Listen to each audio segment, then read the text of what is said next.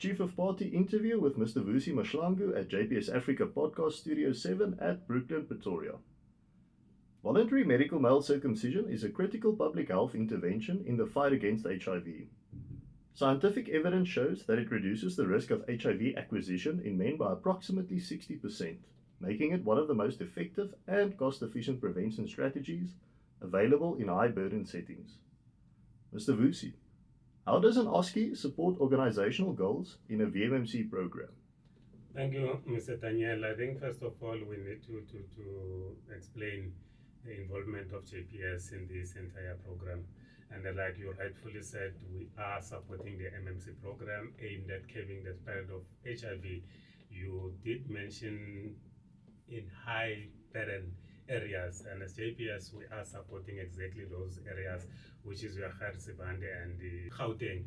So where the incident rate, it's sort of increasing. In fact, Mahlangu is one of the leading countries now. And we are implementing the program just to make sure that we reduce the spread of HIV. And the only way to do that is to provide MMC services to the communities. But then with that, you need competent clinicians to provide services, because if they are not competent, then they might do things wrong and it defeats the entire purpose. So with OSCE, we have decided as a training organization that this is an assessment tool that will ensure that the gaps are being identified and there's remedial action plans that are being designed, so that when we provide services, we should know that we have competent clinicians out there. That's the main reason why we embark on the OSCE journey, just to ensure compliance and safety of our clients. Why should clinical managers support regular OSCE implementation? We have decided as an organization that this will be an annual event because of number of factors. It takes a lot to put together OSCE. So clinical managers are required from the plenary phases, the execution of the OSCE, and identifying gaps, designing the plans that will talk to the gaps that were identified, and executing the plans. So in fact, where I'm sitting, they are the main drivers of the entire OSCE process, because they are clinicians themselves.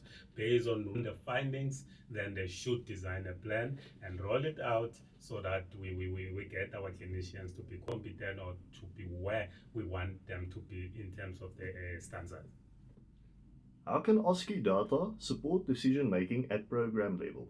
I think with OSCE, they come and OSCE will give us sort of a baseline saying this is where they are in terms of the service provision from all service delivery points. So gaps will be identified and plans will be put in place so that we get them to where we want them to be. And this is not a JPS mandate, this is prescribed by the National Department of Health.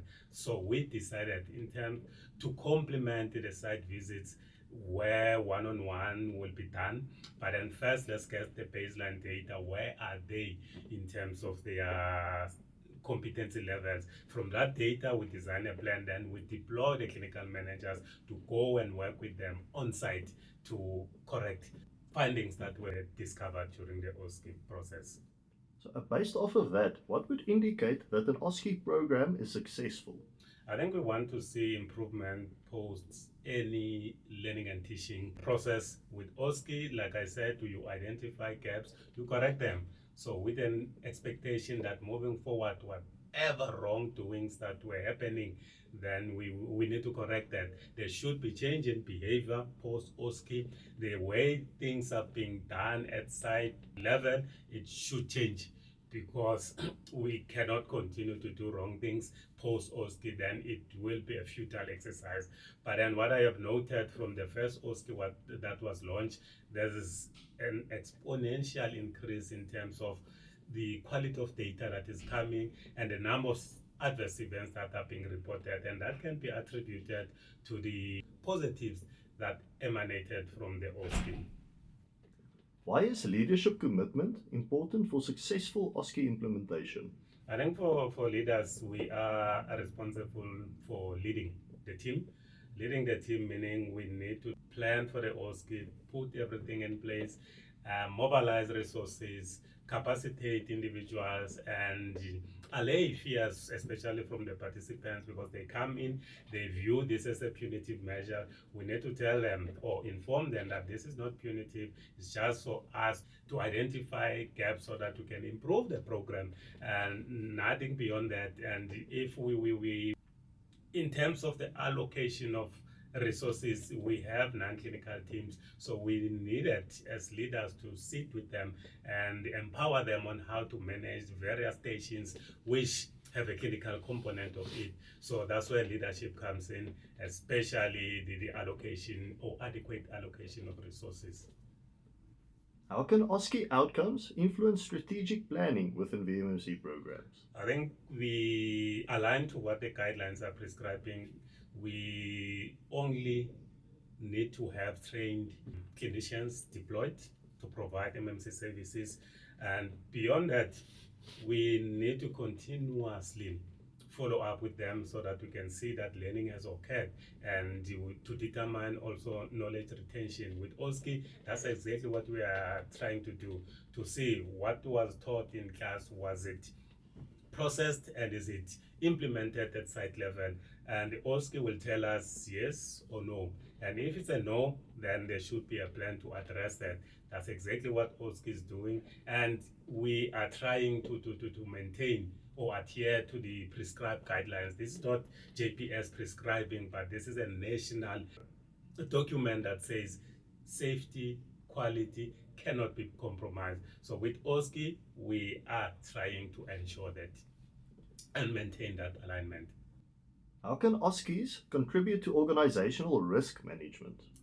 I mean, Daniel, these participants are coming to us 100% healthy. So the aim is to be circumcised for HIV prevention, and it's an elective procedure. Just imagine if there's an adverse event. So there will be reputational damage to the organization. The program will suffer because people, they won't be free to come saying, what will happen to me? There was an adverse event to my friend, so will this happen to me? So there will be financial loss, and the HIV, what we are trying to cap, it will continue to be the problem, because the more we circumcise them, then we will see a decline in HIV. But because of the number of adverse events, people might be scared to come, and the HIV incident rate will keep on increasing. What role does an OSCE play in maintaining accreditation and regulatory compliance? In your earlier question, I think I said it is compulsory that they should be trained, mentored, and certified. And currently, the national guidelines are prescribing that there's someone who's current or practicing actively, he can only attend a refresher training after 5 years. That's a long time.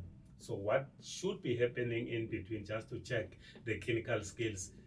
OSCE will plug that gap, because if you continuously monitor them and continuously assess them, then they will remain compliant, and that's 100% adherence to the guidelines while waiting for the refresher training that can only take place in 5 years. So OSCE is trying to bridge that gap in terms of those who are active and those who are in and out of the program. So when they come back, we subject them to the OSCE, then we determine where they are, and they design some plans to get them where we want them to be. And a failure to do that, we might be disqualified as a training organization, as an implementing partner, saying you are using unqualified clinicians. So OSCE is just trying to bridge that gap. The continued success of VMMC programs depends on sustained implementation, community engagement, and integration within broader HIV strategies. By prioritizing VMMC, we strengthen our collective response to the HIV epidemic. Thank you for your time today, Mr. Vusi. Thank you, sir. As JPS, we continue to innovate to save lives. Thank you.